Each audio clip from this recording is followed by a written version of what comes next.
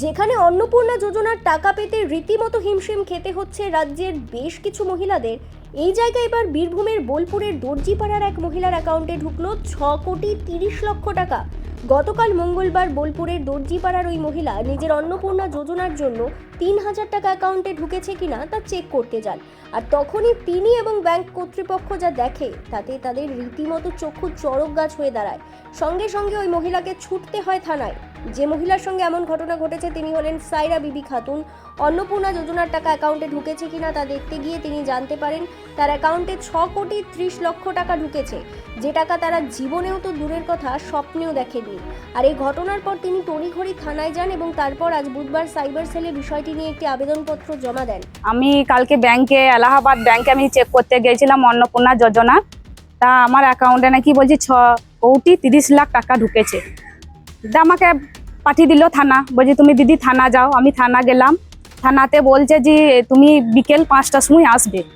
বিকেল 5টার সময় আমি পার্টির লোক নিয়ে গেলাম, তো ওরা নাকি বলছে আমার অ্যাকাউন্টে এত অ্যামাউন্ট টাকা ঢুকেছে, তুমি কি নিজে তুলেছো? তাই বলছে। আমি বললাম না স্যার, আমি চোখেই তো দেখিনি কোনোদিন এই টাকাটা।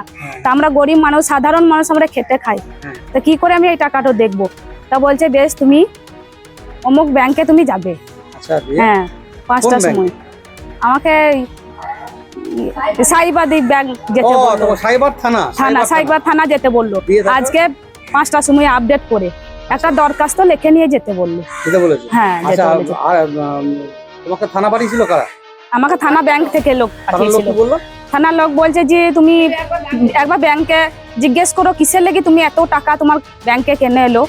ব্যাংকে জিজ্ঞেস করছি তো বলছে আমরা ঠিক বলতে পারবো না, তুমি থানাতেই জিজ্ঞেস করো। থানাতে জিজ্ঞেস করলাম, থানাতে ওই একই কথা বলছে যে তোমাকে তোমার অ্যাকাউন্টে অ্যামাউন্ট ঢুকেছে তো 6,30,00,000 টাকা, তুমি কোথা পেলে টাকা? হ্যাঁ, 6,30,00,000 টাকা ঢুকেছে। এখন কি বলেছে দিয়ে পুলিশ? এখন বলছে যে সাইবার দিক থানা যেতে বলছে। হ্যাঁ, আজকে যাবেন? দরখাস্ত, হ্যাঁ আজকে যাবো আমি। আমরা অনেক চিন্তিত, আমাদের সারা রাত ঘুম হচ্ছে না এই টেনশনে। আমাদের গরিব মানুষ খেটে খায়, আমার বর বাইরে থাকে। এবার যেতে আমরা কোনো সময় টাকা অ্যাকাউন্টে পাঠাই বা কিছু, তা আমাদের তো ওই টাকা আবার কেটে নিবে না, এই কোনো মানে আছে?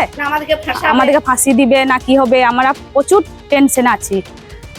তবে যা জানা যাচ্ছে তাতে ওই টাকা ওই মহিলার অ্যাকাউন্টে ক্রেডিট হলেও পরবর্তীতে সেই টাকা আবার ডেবিট করে নেওয়া হয়েছে। এখন কোথা থেকে এই টাকা ঢুকলো তার সম্পর্কে কিচ্ছু জানা যায়নি। তবে মনে করা হচ্ছে প্রযুক্তিগত কারণে এমনটা হয়ে থাকতে পারে, আবার অন্য কোনো কারণও থাকতে পারে এই ঘটনার পেছনে।